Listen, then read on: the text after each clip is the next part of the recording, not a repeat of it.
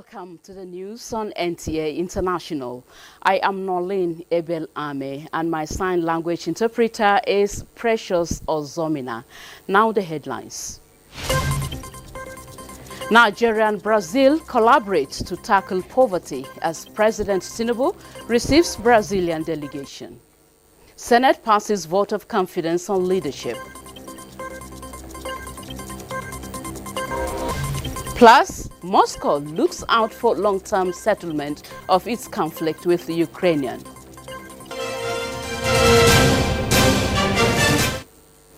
And here is the news. With common vision between the Nigerian and Brazilian leaders to liberate most of their peoples below the poverty line, both countries are strengthening economic partnerships to achieve the goals. In this regard, President Bola Tinubu received a Brazilian delegation led by the country's Foreign Affairs Minister Mauro Vieira to discuss some areas of expansion in the relations. The delegation were primarily in the State House to deliver the invitation of the Brazilian President Inácio Lula da Silva, inviting President Tinubu on a state visit to Brazil. The Nigerian Foreign Affairs Minister, Yusuf Tuga, and his Brazilian counterpart also briefed President Tinubu on an earlier discussion on the strategic dialogue existing between Nigeria and Brazil. Only has such a mechanism with 3 countries, so which shows you the importance they attach to Nigeria and their relationship with Nigeria. And within that, because it's all-encompassing, there is agriculture, there is defense, there is energy, there is solid minerals. For instance, we discuss solid minerals because we have a critical mineral here called niobium, which Brazil also has. And Brazil is about the only country with the magnitude of the processing capacity for that particular mineral. So we want to see them establish it here. Ambassador Tuga also reveals that both leaders are working towards a common aspiration. So essentially, President Tinubu and President Lula share one thing in common. They want to see millions of people in their societies, in their countries, moved from poverty to the middle class. Mr. President also drew attention to the need to take advantage of the bilateral air service agreement that exists between Nigeria and Brazil. There used to be flights between Nigeria and Brazil. You could fly Varig from Lagos to Rio de Janeiro in the 80s. So we want to see that brought back, because development and trade and investment comes when there's movement of people between countries. So this is what we're looking to bring back. In other news, Minister of Interior Olubunmi Tunji-Ojo has called for stronger international collaboration and intelligence sharing to tackle transnational security threats.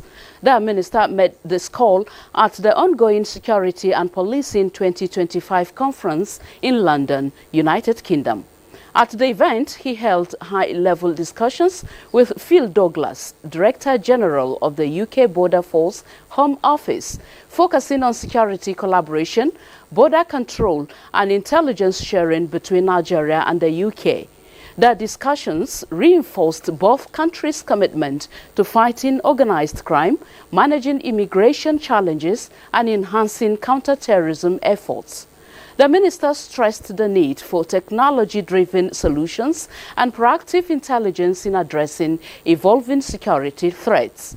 The Security and Policing 2025 conference brings together government officials, law enforcement agencies and security experts to explore advancements in security technology, enforcement strategies and policy development.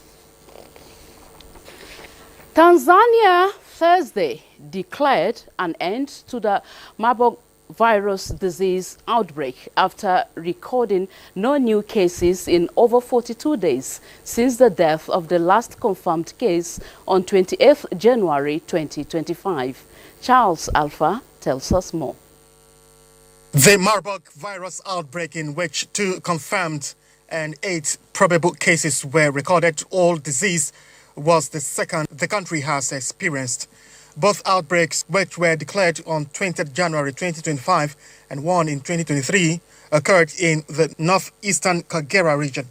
In response to the latest outbreak, Tanzania's health authorities set up coordination and response systems with support from World Health Organization, WHO, and partners at the national and regional levels. The synergy is aimed at reinforcing control measures to swiftly detect cases, enhance clinical care, infection prevention, as well as strengthen collaboration with communities to raise awareness and help curb further spread of the virus.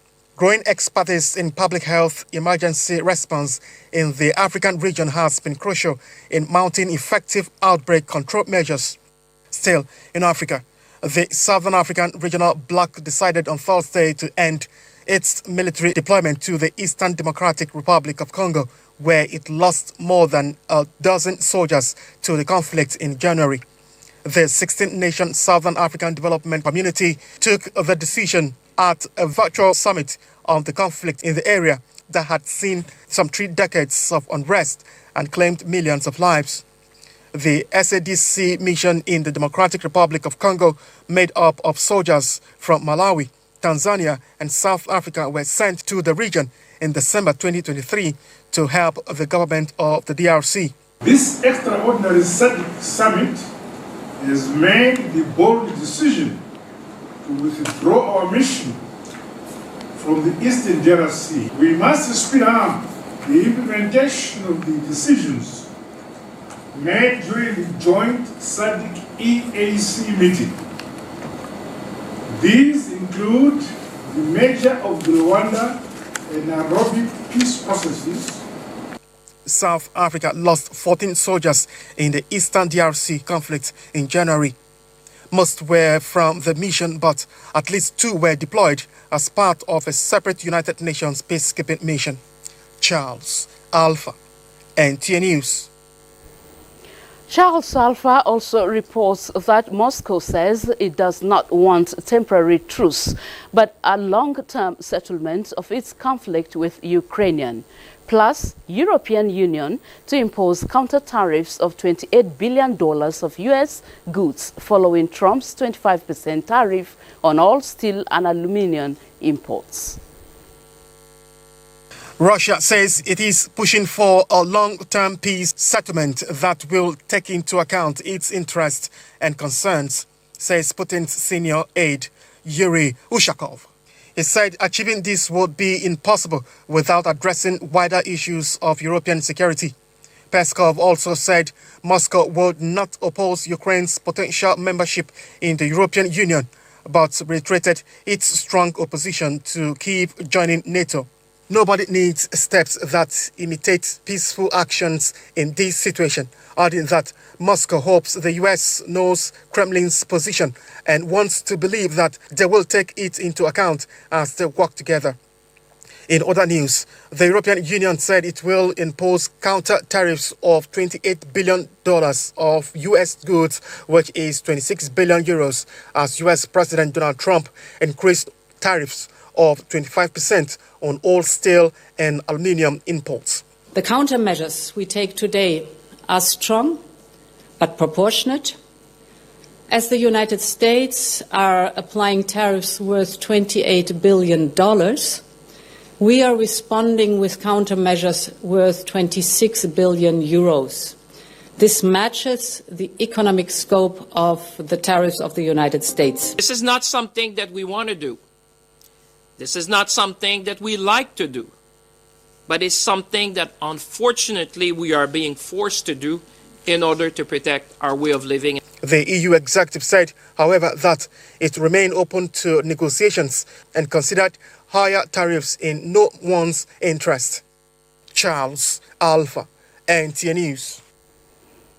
And here in Nigeria, the Senate has restated its resolve not to be distracted from its constitutional mandate as it remains resolute to consolidate on achievements in working to ensure progress of the country. The lawmakers also passed a vote of confidence under Akpabio-led leadership in the Senate. While referring to events of past weeks in the Senate, the Senate leader Abel-Ameh reassures the public that Senate will not stand in the way of justice.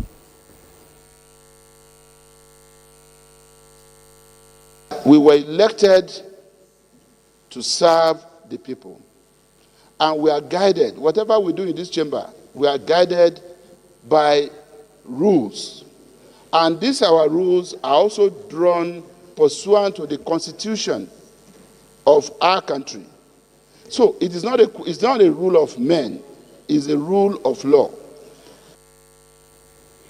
Meanwhile, the President of the Senate has expressed appreciation to his colleagues for being resolute and adhering to rule of law.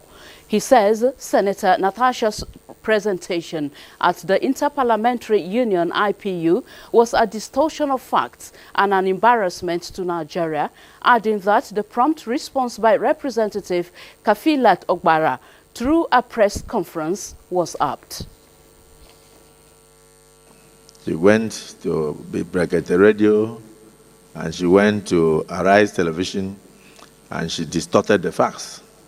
I'm aware further that she has now externalized the matter by attempting to embarrass the Federal Republic of Nigeria by going to give a narrative at the IPU UN event, totally different from what occurred in the Senate. But I want to thank our Right Honorable Member, Kafilat, right? That's her name, Kafilat Okwara, who had to give a press conference in New York to caution the international press not to vilify Nigeria, but to note that the facts presented by her were totally out of tune with what occurred in the Nigerian parliament, and that we have our own internal mechanisms. Still from the National Assembly, the House of Representatives has adopted the report of its Finance Committee on the 4 tax reform bills. This followed close-by-close consideration of all relevant amendments on the bills at the Committee of the Whole. Some of the amendments include retention of the value-added tax rate at the current 7.5% as opposed to a staggered increase, an extension of income tax exemptions to specific agricultural businesses and military officers. For our military men and women, especially those in war fronts, that in view of what they are going through, there is no sacrifice that is too much. And we propose that their payee, personal income tax, they be exempted from personal income tax. Henceforth, this is our submission. What you have before us is a reflection of Nigeria's interest, Nigeria's agitations, and Nigeria's inputs into what they feel should be the revised tax bills for Nigeria. Mr. Speaker is right. Every shade of Nigeria was represented in that deliberation. And you can see from the close-by-close readings today that there was no dissecting voice. And I can tell you both that even though we are from the opposition, we are so proud of this historic moment that is going to bring more people into the tax net and is going to create more revenue for effective running of government. All contentious areas have been resolved collectively, even at the level of the Committee on Finance. There is no any section that there has not been an agreement on. The exempted ones in the tax, and this is the essence of the reform. If you consider that of the military, I think they deserve more than that. What we did was an offshoot of the submissions that we got from the public. It was never seen as a perfect document. It was a proposal from the executive, and the public hearing provided the Nigerians with the space to actually make it a better document. With the adoption of the report on the tax bills, the House of Representatives is working towards eventual passage of the tax bills next week. The federal government is making significant strides in infrastructural development, prioritizing high standards and timely completion of road projects across the country to drive economic growth. Minister of Works David Umahi emphasizes this commitment while inspecting the Sokoto-Talata-Mafara rigid pavement road project undertaken to enhance transportation infrastructure, ensuring safe and sustainable road network across Nigeria. Bashir Ibrahim Nababa reports. The 258-kilometer section of the Sokoto-Badagry Superhighway, which span across Kebbi State, has reached 35-kilometer site clearance stage, with the construction company mobilizing its full force to ensure quality job delivery. With your support, we are going to finish it in time and ahead of time, by God's grace. Because of this, we are seeing indication of interest from many countries, many companies. Minister of Works Dave Umahi and Kebbi State Governor Nasir Idris conducted an on-site assessment of the ongoing road construction, reaffirming President Bola Ahmed Tinubu's administration's commitment to delivering on its renewed hope road construction agenda across the country. Detractors will see that we mean business. So I appreciate Mr. President very deeply how he's managing to do all these things. Only God who brought him knows. The president has brought so many uncountable development to people of Kebbi State. So therefore we have no cause whatsoever not to support Mr. President. The Sokoto-Badagry Superhighway, designed to traverse 6 states, is expected to bolster socio-economic and agricultural development in the region. In Birnin Kebbi, Abdul Mohammed Bawa, NTA News. You are watching the news on NTA International. Let's pause here for our first break. Stay with us. Have you heard the news? The federal government of Nigeria, through its direct benefit transfer program, has started the disbursement of 75,000 naira per household in 3 installments of 25,000, 25,000, 25,000 naira. Each recipient must have a validated national identification number, NIN, to receive the payment on behalf of their household members. To benefit, your household must be in the National Social Register of Poor and Vulnerable Households in Nigeria. The federal government's direct benefit transfer program is helping to reduce the effect of suffering while promoting financial and economic inclusion for the poor and vulnerable population in Nigeria. Sunana Safiya Ismail, ni daga Gwagwalada Area Council, a karkashin Giri, ina da yara 7 da mijina. Sana'ana sadda itace. Akwai damuwomi da yawa. Rashin kudi da musanta zaka ga itace zai kare ba kudi ne zaka siya wani an kira ni ayi Safiya Ismail nace yes come for your benefits at Angondo do Gwagwalada suka bani ATM din immediately na withdraw kudi na amma gaskiya kudin ya zo at the right time. This message is brought to you by the Federal Ministry of Information and National Orientation, Federal Ministry of Humanitarian Affairs and Poverty Reduction, in collaboration with the National Social Investment Programs Agency, National Social Safety Nets Coordinating Office, and the National Cash Transfer Office. Thank you for staying with us on the news on NTA International. Nigeria is set to partner United Kingdom's Zander Corporation to transform agricultural practices and restore degraded land in the country's most vulnerable ecological zones. Vice President Kashim Shettima, during a meeting with the management of the biotechnology company, said the government remains steadfast in its commitment to afforestation as a key strategy in combating desertification, promoting sustainable land use and ensuring long-term agricultural practices. State House correspondent Abdurrahman Jibrila reports.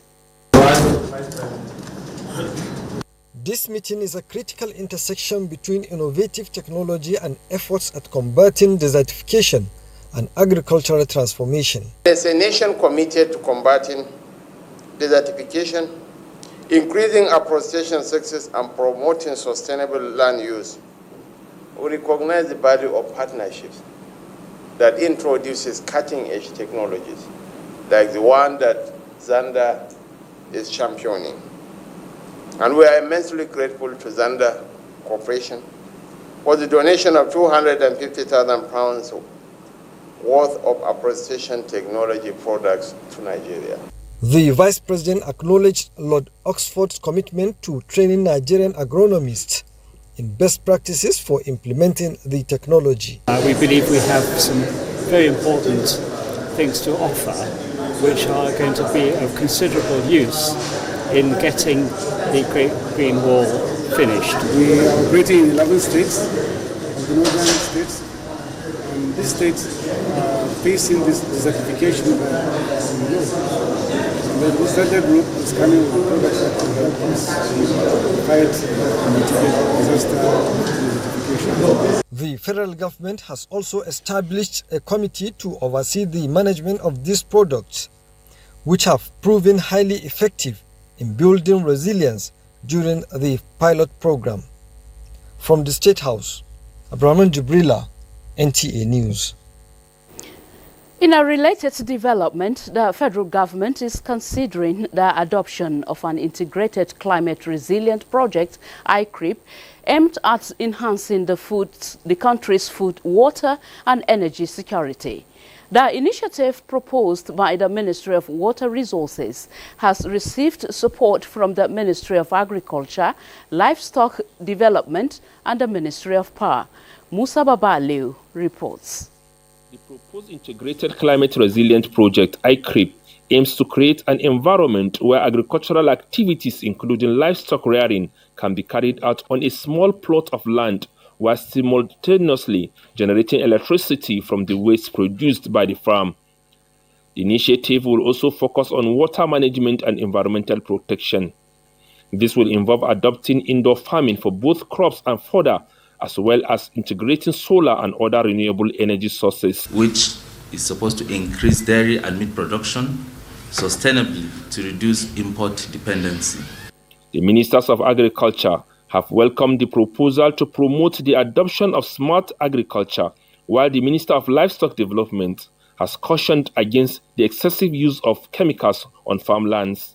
Proposals need to be looked into passionately and see how we can leverage on expertise and our own knowledge, inbuilt knowledge, and see how we can adapt to our own peculiarities and see how we can move in terms of income generation, in terms of food sufficiency. I think in the ministry we are also embracing the urban agriculture now.